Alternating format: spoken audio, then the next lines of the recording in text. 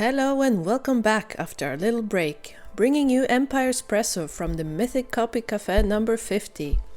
They have been preparing for this special episode for quite some time because their entire team has been working hard, planning and striving to release their biggest project ever.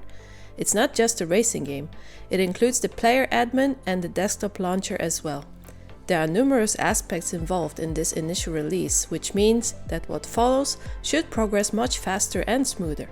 This is a significant milestone for them, and although they have faced several challenges, they are thrilled to share all the recent developments with us.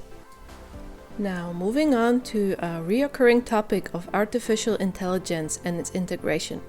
Progress in this area has been remarkable. Many members of the team are utilizing ChatGPT for various tasks.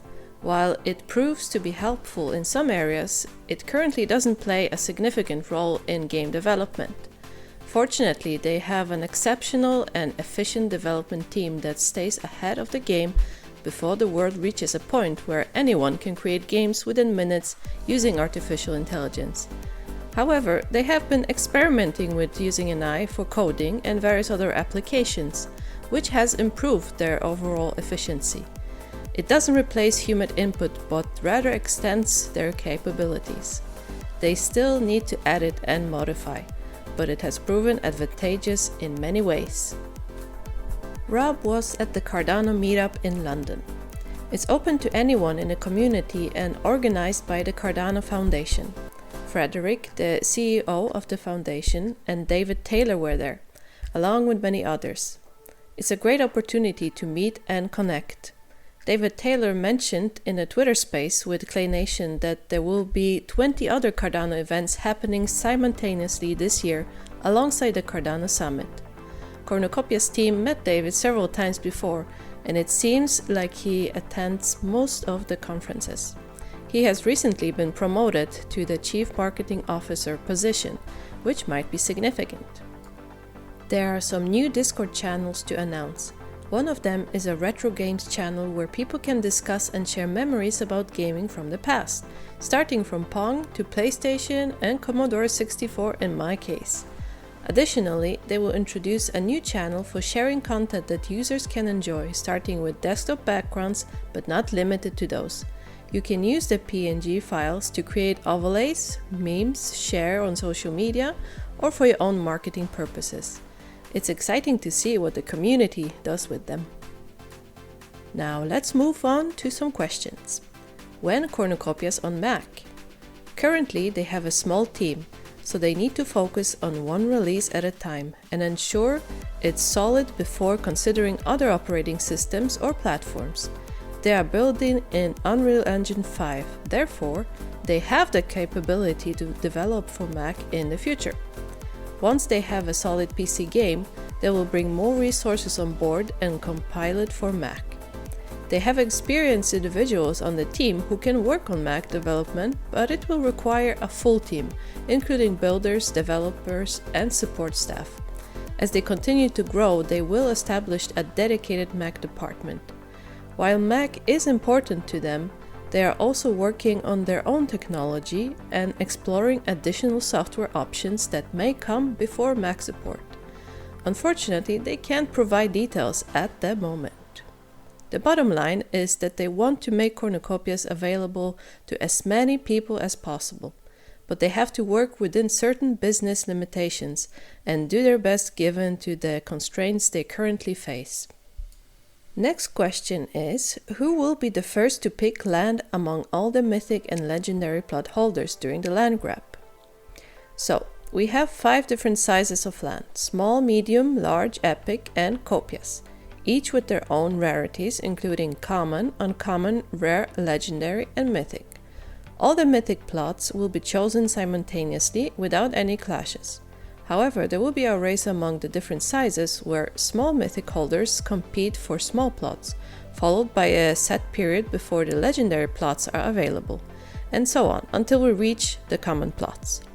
During the land grab, your current NFT will be exchanged for a new NFT representing the physical plot location. The new NFT will be a dynamic or progressive NFT, which they will explain further in the future. They are working hard to perfect the technology and make the land grab experience special. Next question, number 3. How will free players travel from their home bubble with 2 trees and a hammock to a public transportation hub for accessing the theme zones? Cornucopias is free to play for everyone, and for those without a flying vehicle, there will be public transportation available. The public transport will pass by your home bubble and you can signal it to stop. Or they will provide a method where you can go to the edge of your dome and somehow find yourself on the public transport. Now let's move on to the racing game update. Everyone's eager to know what's been happening with the racing game. Firstly, there was a leaked image of a cool mirror ball that generated excitement. Prior to that leak, we had seen a video showcasing the entrance to the racing dome within the Kalido Valley Megadome. It was already impressive, but recently new details have been added, and it was even more mind-blowing. It's like watching a sequel to your favorite movie and being pleasantly surprised by how much better it is, with a higher level of detail. And that doesn't happen very often with sequels, to be honest. There are more than 17,000 meshes or actors in the video. David and his team have been working diligently behind the scenes, updating textures to a whole new level with inspiration from nature. Mark has also been busy developing marketing graphics for various in-game brands, with over 50 created so far. Looks like everything's coming together. They have a solid template, and internal testing has started for the racing game, with the team members already exploring it. While racing is not available yet, a new build is expected soon, bringing us closer to the racing experience. The team is now testing not only the racing game but also the player admin and the upcoming desktop launcher. Multiple areas including the website, APIs and Unreal Engine 5 require thorough testing, along with necessary security preparations. Despite encountering several setbacks and challenges, the team has resolved them and is working through the process. However, their initial estimate of 30 to 45-day release timeline will not be met. The coordination of various teams and components for this massive release is complex. Despite the delay, the progress achieved in just over a year and a half is remarkable, surpassing traditional game development standards. Additionally, they are integrating with Amazon GameLift. Although they are a few weeks behind in compiling everything together, it doesn't hinder the testing process since internal testing doesn't require all the security measures, desktop launcher or leaderboards in place. While there might be a slight delay, it won't be significant. They prioritize delivering a high-quality, secure, and well-tested product rather than rushing it out. Soon, we will have the opportunity to test different parts of the resort, including the metaverse section and the racing megadome. The web platform and the game are being developed to accommodate these features. This means that owners of land NFTs, custom dome NFTs, and racing NFTs will be able to test specific areas related to their assets.